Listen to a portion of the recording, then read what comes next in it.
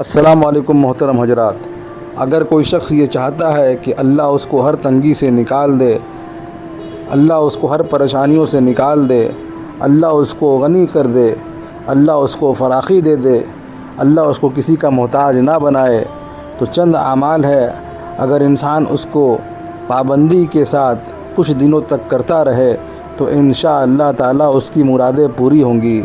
سب سے پہلی چیز جو ہے کہ قرآن کی تلاوت کو پابندی سے کرے۔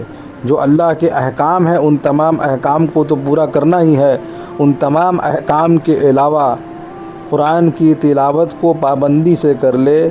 رات میں، صبح میں، جب بھی اس کو وقت ملے کچھ آیتیں یا کچھ سورتیں وہ روزانہ پڑھا کرے پابندی کے ساتھ۔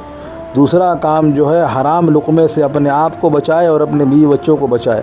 حرام لقمے سے انسان جب بچ جاوے گا اللہ غیب سے اس کے لیے روزی بھیجیں گے۔ اور تیسرا کام جو ہے اپنے آپ کو حیا دار بنا لے۔ حیا ایمان کی ایک اہم شاخ ہے، حیا ایمان کی ایک اہم شاخ ہے۔ اپنے آنکھ سے، اپنے کان سے اور اپنے زبان سے حیا دار بن جاوے۔ حضرت عثمان بن عفان رضی اللہ تعالیٰ عنہ، اللہ نے ان کو بہت سارے مال سے نوازا تھا، وہ بڑے حیا والے صحابی تھے۔ تو حیا اللہ کو پسند ہے، حیا ایمان کی چادر ہے۔ جب انسان حیا کرتا ہے اللہ سے جب حیا کرتا اللہ بھی اس سے حیا فرماتے ہیں۔